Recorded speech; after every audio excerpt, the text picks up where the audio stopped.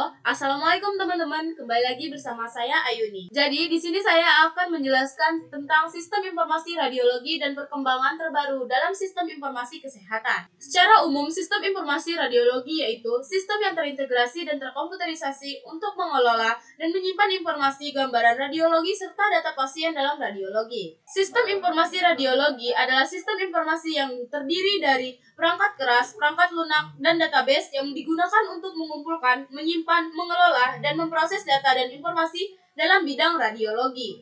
Adapun fungsi sistem informasi radiologi. Yang pertama, pencatatan dan penyimpanan data pasien. Sistem informasi radiologi menyediakan sistem pencatatan dan penyimpanan data pasien secara digital. Yang kedua, pemrosesan citra radiologi. Sistem informasi radiologi menyediakan aplikasi untuk memproses citra radiologi yang memungkinkan dokter radiologi untuk menganalisis citra radiologi dan mempercepat waktu diagnosis. Yang ketiga, manajemen informasi. Sistem informasi radiologi menyediakan aplikasi untuk manajemen informasi pasien, termasuk rekam medis, jadwal pemeriksaan, dan hasil diagnosis. Adapun tujuan sistem informasi radiologi, yang pertama, untuk membantu dokter radiologi, dokter ahli lainnya, dan petugas medis dalam mempercepat dan mempermudah proses diagnosis dan tindakan medis bagi pasien. Yang kedua, untuk meningkatkan efisiensi dan efektivitas layanan radiologi, mempercepat waktu penyampaian hasil diagnosis, dan memperbaiki kualitas layanan kesehatan. Yang ketiga, memudahkan pertukaran informasi antara para profesional medis yang terlibat dalam pengobatan pasien. Yang selanjutnya ada aplikasi sistem informasi radiologi. Yang pertama, Picture, Archive, and Communication System. Yang kedua, Radiology Information System. Yang ketiga, Computer Aided Diagnosis. Yang keempat, 3D Imaging. Yang kelima, Telemedicine. Adapun tantangan dan peluang dalam pengembangan sistem informasi kesehatan. Yang pertama, keamanan dan privasi data. Yang kedua, interoperabilitas dan standarisasi. Yang ketiga, keterbatasan anggaran. Dan yang keempat, kesulitan dalam adopsi teknologi.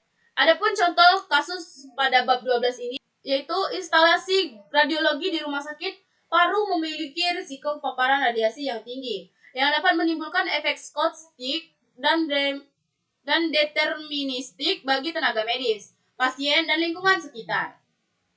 Keselamatan radiasi menjadi prioritas utama untuk mencegah efek negatif jangka pendek dan jangka panjang. Manajemen keselamatan radiasi harus sesuai dengan standar nasional dan internasional untuk menjamin perlindungan optimal. Terkait dengan adanya permasalahan yang dihadapi oleh Rumah Sakit Khusus Paru Medan, salah satu cara untuk mencegah dan meminimalisir radiasi yang diterima oleh pekerja radiasi adalah dengan sistem manajemen keselamatan radiasi di instalasi radiologi, yang terdiri dari organisasi, proteksi radiasi, pemantauan dosis individu, peralatan proteksi radiasi, pemeriksaan medis, penyimpanan dokumen, jaminan mutu, serta pendidikan dan pelatihan, sebagai upaya untuk mengurangi dampak risiko radiasi dan menjaga keselamatan dan kesehatan kerja. Selanjutnya, contoh kasus pada bab 13. Pengarsipan dokumen secara manual masih menjadi kendala dalam efisiensi dan efektivitas manajemen dokumen di Fakultas Teknik Universitas Nurul Jadid. Permasalahannya seperti kehilangan dokumen, kesulitan pencarian data, dan keamanan arsip menjadi tentang utama dalam sistem konvensional. Untuk mengatasi masalah ini, dibutuhkan sistem informasi pengarsipan berbasis digital yang cepat, aman, dan mudah diakses.